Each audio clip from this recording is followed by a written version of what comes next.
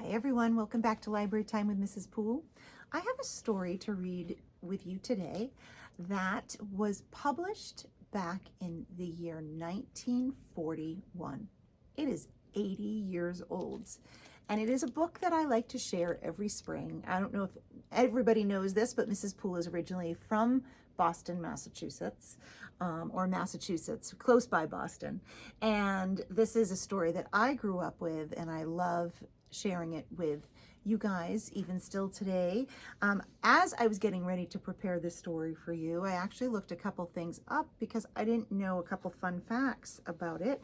I want to show you, even though this was written so many years ago, you can still go for rides on them, and much of the common looks very much the same. The buildings around it have changed a lot since 1941, but the park looks very similar to how it did back then. So very, very cool story, a tale that never gets old, is a wonderful story to share time and time again.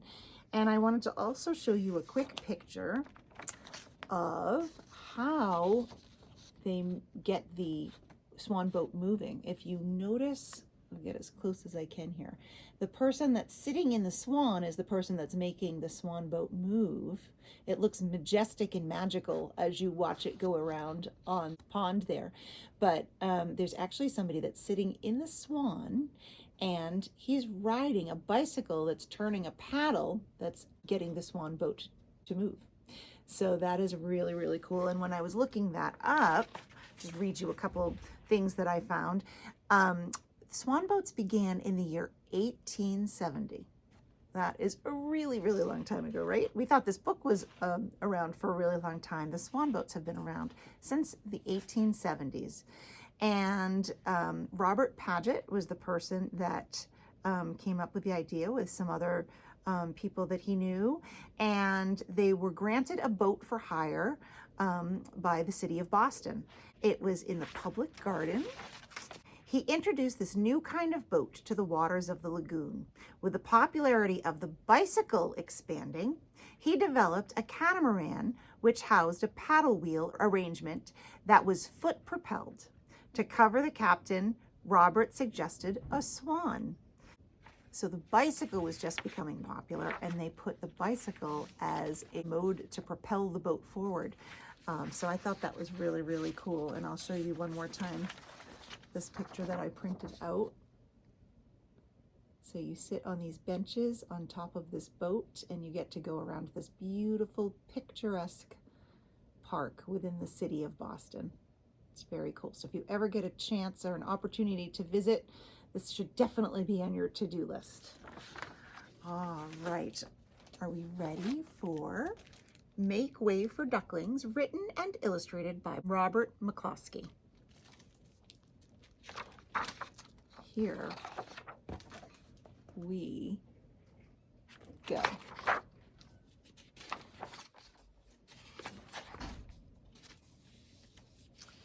Make Way for Ducklings. Mr. and Mrs. Mallard were looking for a place to live, but every time Mr. Mallard saw what looked like a nice place, Mrs. Mallard said it was no good. There were sure to be foxes in the woods or turtles in the water, and she was not going to raise a family where there might be foxes or turtles. So they flew on and on.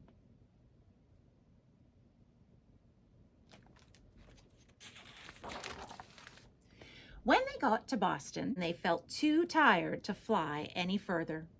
There was a nice pond in the public garden with a little island on it. The very place to spend the night, quacked Mr. Mallard. So down they flapped.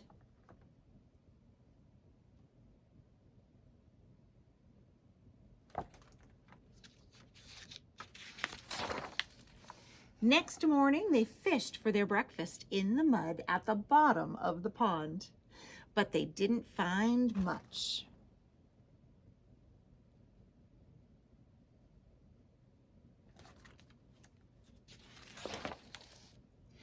Just as they were getting ready to start on their way, a strange, enormous bird came by. It was pushing a boat full of people, and there was a man sitting on its back. "Good morning," quacked Mr. Mallard, being polite. The big bird was too proud to answer, but the people in the boat threw peanuts into the water. So the mallards followed them all round the pond and got another breakfast better than the first.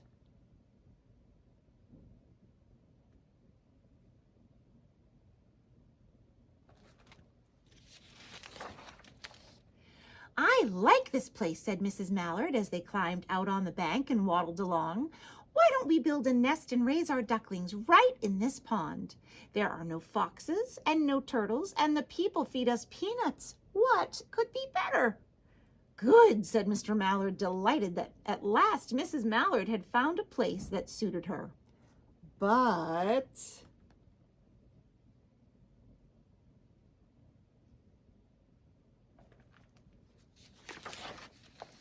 "Look out!" squawked Mrs. Mallard, all a dither. "You'll get run over." And when she got her breath, she added, "This is no place for babies. With all those horrid things rushing about, we'll have to look somewhere else."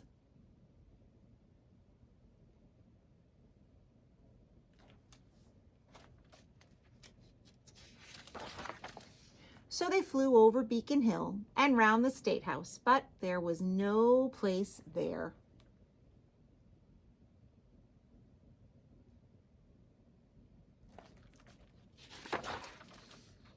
They looked in Louisburg Square, but there was no water to swim in.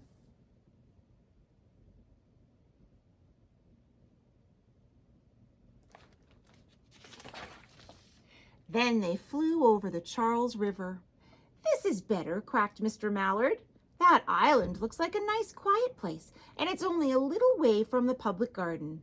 "Yes," said Mrs. Mallard, remembering the peanuts. "That looks like just the right place to hatch ducklings."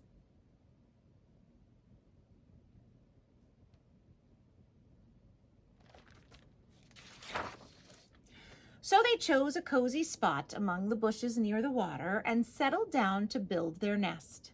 And only just in time, for now they were beginning to molt. All their old wing feathers started to drop out, and they would not be able to fly again until new ones grew in.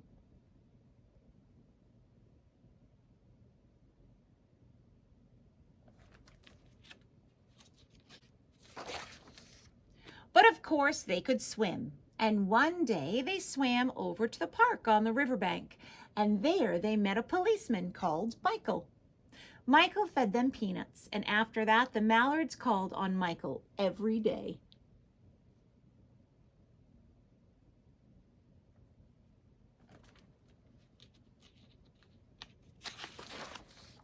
After Mrs. Mallard had laid 8 eggs in the nest, she couldn't go visit Michael anymore because she had to sit on the eggs to keep them warm.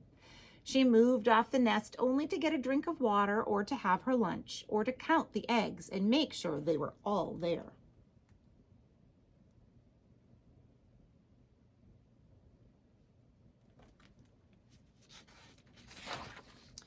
One day the ducklings hatched out. First came Jack, then Cack, and then Lack, then Mack and Knack and Whack and Pack and Quack. Mr. and Mrs. Mallard were bursting with pride. It was a great responsibility taking care of so many ducklings, and it kept them very busy.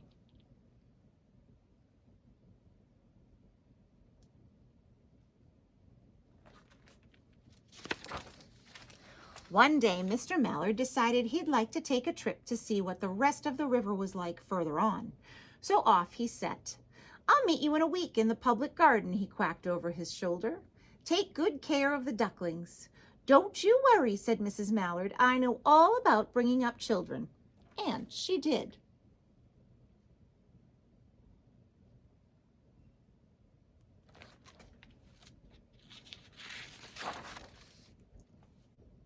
She taught them how to swim and dive.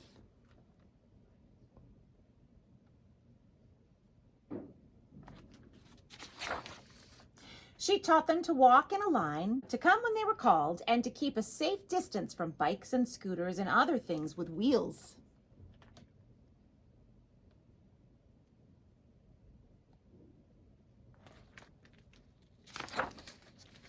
When at last she felt perfectly satisfied with them, she said one morning, "Come along, children, follow me."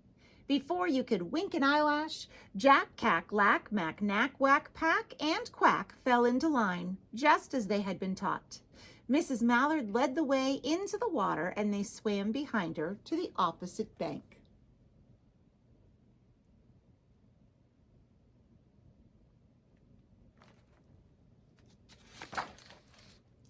There they waded ashore and waddled along until they came to the highway. Notice the cars in the picture on the highway. They look a little different back in 1941 than they do when we look out on the highway today, don't they?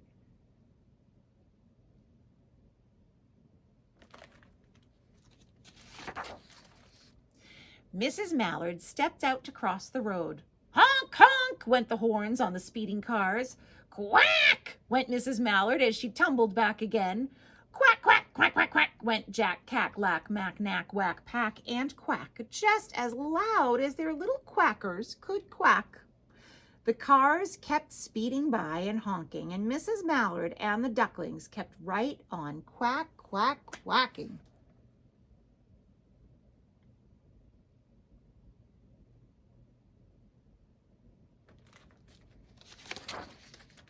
They made such a noise that Michael came running, waving his arms and blowing his whistle.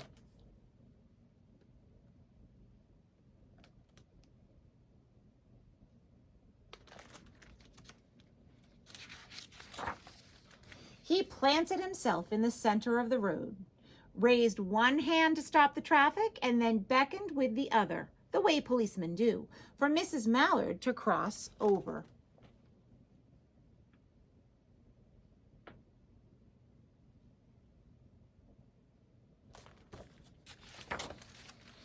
As soon as Mrs. Mallard and the ducklings were safe on the other side and on their way down Mount Vernon Street, Michael rushed back to his police booth.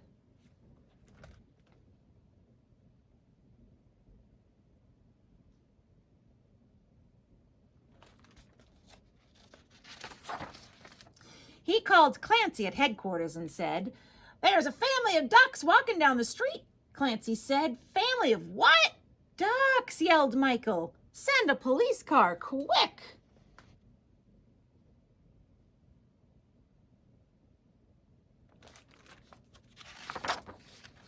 Meanwhile, Mrs. Mallard had reached the corner bookshop and turned into Charles Street, with Jack, Cack, Lack, Mack, Knack, Whack, Pack, and Quack all marching in line behind her.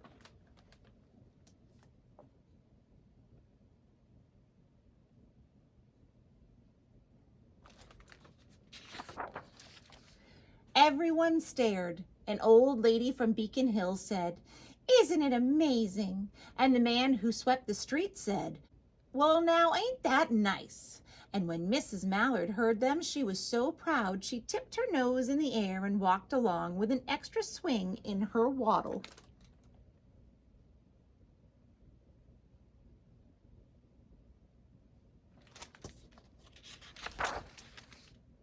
When they came to the corner of Beacon Street, there was a police car with 4 policemen that Clancy had sent from headquarters. The policemen held back the traffic so Mrs. Mallard and the ducklings could march across the street.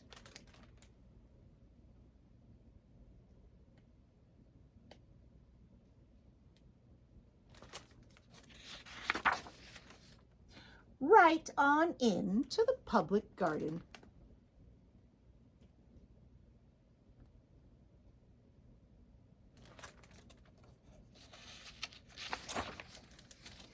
Inside the gate, they all turned round to say thank you to the policeman. The policeman smiled and waved goodbye.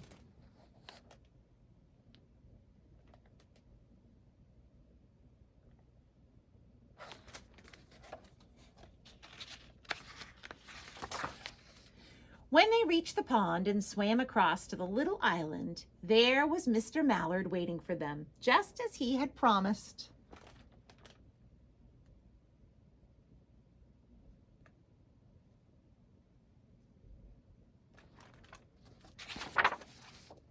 The ducklings liked the new island so much that they decided to live there. All day long, they follow the swan boats and eat peanuts.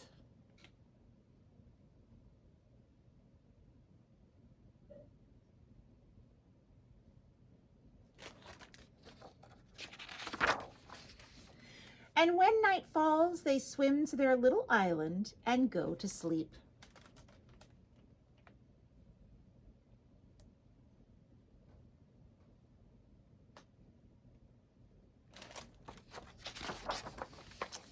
The end.